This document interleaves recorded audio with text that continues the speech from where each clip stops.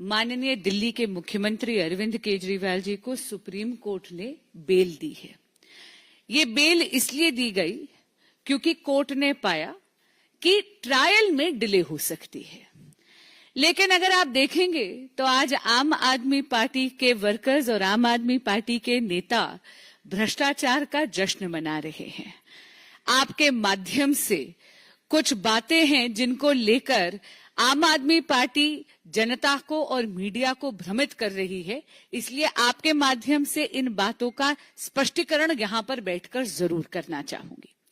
सबसे पहले, अगर आप सुप्रीम कोर्ट का ऑर्डर देखेंगे तो आप ये पाएंगे कि एक बार फिर honourable supreme court of India ने ये पाया है कि माननीय मुख्यमंत्री अरविंद केजरीवाल जी की अरेस्ट लीगल है, यानी वैध है। आपको ध्यान होगा अरविंद केजरीवाल जी ने जो अर्जी लगाई थी ऑनरेबल सुप्रीम कोर्ट के सामने, उसमें दो मांगे थी। पहली ये कि उनकी अरेस्ट लीगल है या इलीगल है, इस पे एडजुडिकेट हो। दूसरी मांग उनकी थी बेल की। इसलिए यहां पर मैं स्पष्ट करना चाहूंगी कि ये तीसरी चौथी बार है जब इस देश की कचहरियों ने यह पाया है कि माननीय मुख्यमंत्री अरविंद केजरीवाल की अरेस्ट लीगल है। ट्रायल कोर्ट, हाई कोर्ट और सुप्रीम कोर्ट ने पहले ईडी के केस में भी यह पाया था और पुनः आज सीबीआई के केस में भी उन्होंने पाया है। और मैं कोट करती हूं पैराग्राफ 36 से, the appellant's arrest does not suffer with any procedural infirmity, यानी उनकी अरेस्ट लीगल हुए। इसका क्या अर्थ है? इसका अर्थ यह है कि जांच एजेंसियों के पास पुख्ता सबूत थे, सफिशिएंट मटेरियल था, काफी सारे तथ्य थे जिसके कारण ये पाया गया कि अरविंद केजरीवाल जी को अरेस्ट करना जायज है। इसका सीधा अर्थ यह भी होता है कि न केवल अरविंद केजरीवाल जी शराब घोटाले के किंग पिन हैं, बल्कि सर से लेकर पांव तक शराब घोटाले में लिप्त हैं। क्योंकि कचहरियों ने बार बार ये पाया है। आपने देखा होगा आज की कंडीशंस, पैराग्राफ 47 उसका पॉइंट डी उठाकर देख लीजिएगा। अरविंद केजरीवाल जी को रोका गया है किसी भी फाइल पर साइन करने से और सीएम ऑफिस जाने से। क्यों? ईडी का जब आप ऑर्डर सुप्रीम कोर्ट का देखते हैं तो वहां आपको याद होगा कि honourable supreme court of India ने एक संकेत दिया था। माननीय मुख्यमंत्री अरविंद केजरीवाल जी को कहा था कि नैतिकता के आधार पर उनको इस्तीफा दे देना चाहिए। जिस तरह वो मुख्यमंत्री की कुर्सी को जकड़ कर बैठे हैं, ये उद्दंडता और उनकी हट से दिल्ली का अहित हो रहा है। लेकिन माननीय मुख्यमंत्री अरविंद केजरीवाल जी ने सुप्रीम कोर्ट के इस संकेत को समझा नहीं, क्योंकि सत्ता के मोह में वो इतने ज्यादा मदमस्त हैं। और इसीलिए एक बार फिर सुप्रीम कोर्ट ने आज चाहे बेल दी हुई, लेकिन क्योंकि उन्होंने ये पाया है कि अरविंद केजरीवाल जी लिप्त हैं इस शराब घोटाले में, इसीलिए उनको ना तो सीएम के ऑफिस जाने के योग्य समझा गया है, ना किसी फाइल पे साइन करने के योग्य समझा गया है।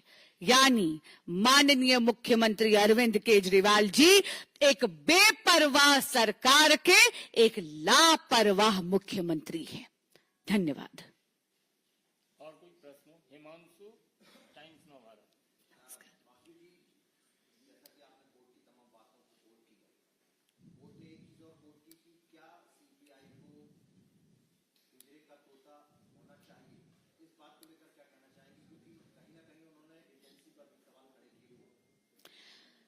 इस सवाल का जवाब आपको सीबीआई और एजेंसीज से पूछना चाहिए। इतना जरूर कहूंगी कि ये जो व्यू दूसरे जज का था, उस पर मैं किसी प्रकार की टिप्पणी नहीं दे सकती। हां, इतना जरूर कहूंगी कि जो फाइनल ऑर्डर आया है उसमें ईडी का जो पहले ऑर्डर था उसको बेस बनाया गया और इन दोनों, चाहे सीबीआई वाला आज ऑर्डर हो, चाहे पहले 10 मई का ऑर्डर जो ऑनरेबल सुप्रीम कोर्ट ने पारित करा है, दोनों ही ऑर्डर्स में बहुत कैटेगोरिक फाइंडिंग है कि माननीय मुख्यमंत्री अरविंद केजरीवाल जी की अरेस्ट लीगल है, इन्वेस्टिगेटिंग एजेंसीज के पास सफिशिएंट मटेरियल है, तभी ये अरेस्ट लीगल मानी गई है। और इसके चलते माननीय मुख्यमंत्री अरविंद केजरीवाल जी को इस योग्य नहीं समझा गया है कि या तो वो सीएम ऑफिस जाएं या वो किसी भी प्रकार की फाइल पे साइन करे, क्योंकि वो सर से पांव तक शराब घोटाले के भ्रष्टाचार में डूबे हुए हैं। धन्यवाद। जी बिल्कुल नहीं। जब भी किसी भी ट्रायल में अगर डिले हो रही है, और खास करके क्योंकि शराब घोटाले में नंबर ऑफ विटनेसेस भी ज्यादा हैं और जांच एजेंसियों के पास इतने पुख्ता और काफी ज्यादा बड़ी तादाद में सबूत है, मैं एज अ वकील बात कर रही हूं यहां पर, ऐसे में बेल मिलना एक प्रोसीजरल चीज होती है। अगर आप देखें तो यहां पर किसी भी साधारण व्यक्ति को भी बेल मिलती, लेकिन इतना जरूर कहूंगी कि आम आदमी पार्टी की एक पुरानी आदत है प्रचार प्रसार और भ्रष्टाचार। आज वो अपने भ्रष्टाचार का जश्न जरूर मना रहे हैं। आम आदमी पार्टी की एक बड़ी पुरानी आदत है, वो जो उनका मन चाहते हैं वैसा अजीब सा दुराभासी बयान जरूर देते हैं।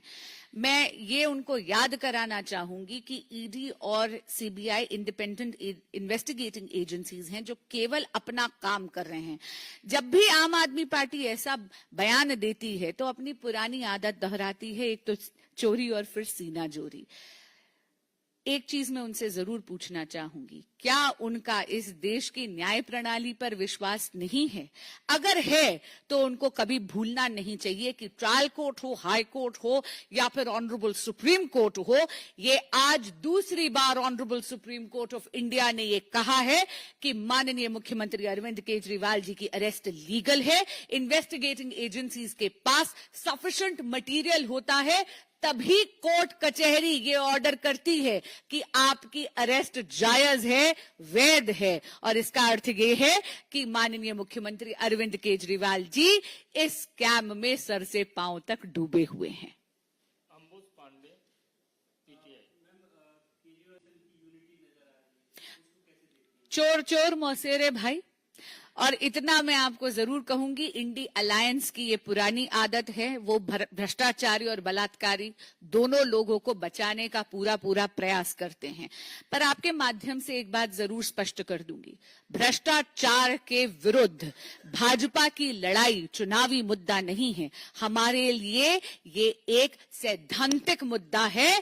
और जैसा हमारे यशस्वी प्रधानमंत्री नरेंद्र मोदी जी ने कहा है, न खाऊंगा न खाने दूंगा, भ्रष्टाचार के खिलाफ भारत की जनता के हित में भाजपा की लड़ाई जारी रहेगी। आज शराब घोटाले के किंग पिन माननीय मुख्यमंत्री अरविंद केजरीवाल जी को बेल दी गई है as a matter of procedure, और वो भी इसलिए क्योंकि ट्रायल में डिले हो रहा था। आम आदमी पार्टी जब सत्यमेव जयते लिखती है ट्विटर पे तो ये बहुत दुर्भाग्यपूर्ण बात है। मैं खुद एक वकील हूं, सत्यमेव जयते का मेरे लिए बहुत ज्यादा मायना है।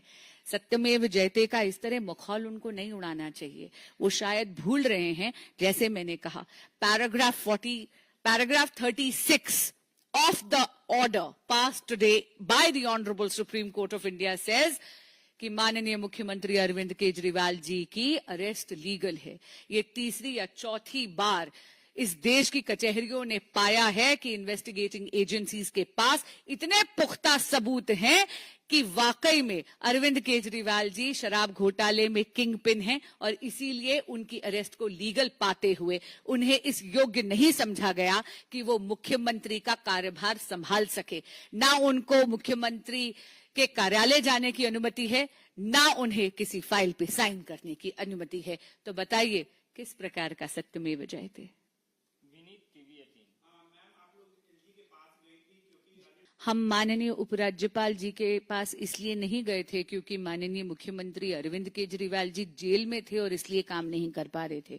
हम माननीय उपराज्यपाल जी के पास इसलिए गए थे क्योंकि यहाँ पर 1 दशक से माननीय मुख्यमंत्री अरविंद केजरीवाल जी मुख्यमंत्री पद पर आसीन हैं और 177 दिन ही वो जेल में थे, उससे पहले तो वो आजाद घूम रहे थे, लेकिन दिल्ली में उन्होंने कोई काम नहीं करा। आप यहां पर देख लीजिए, जरा सी बारिश हो जाती है तो दिल्ली जल भराव के कारण डूब जाती है, गर्मी आती है तो दिल्ली बूंद बूंद के लिए तरसती है, अभी आगे सर्दी आएगी तो दिल्ली फिर प्रदूषण में लिप्त हो जाएगी। 1 दशक से यहां पर शासन भोगा पर दिल्ली की जनता के लिए कोई काम नहीं करा। पूरा का पूरा दिल्ली का इंफ्रास्ट्रक्चर जर्जरा रहा है माननीय मुख्यमंत्री अरविंद केजरीवाल जी की भ्रष्ट सरकार के कारण। इसलिए जाकर हम 7 एमपीज को दरखास्त करनी पड़ी थी माननीय उपराज्यपाल जी को। अमर उजाला से भाजपा ने कभी भी दिल्ली में राष्ट्रपति शासन लगाने की मांग नहीं करी है। आपके माध्यम से ये बात मैं स्पष्ट करना चाहती हूं, लेकिन ये बात बिल्कुल सच है कि माननीय मुख्यमंत्री अरविंद केजरीवाल जी के जो सत्ता का मोह है, जिसके कारण वो सीएम की कुर्सी को जकड़ कर बैठे हैं, इसके कारण उन्होंने दिल्ली के बाशिंदों के अहित में यहां पर एक संवैधानिक क्राइसिस यानी एक कॉन्स्टिट्यूशनल क्राइसिस जरूर उत्पन्न कर रखा है।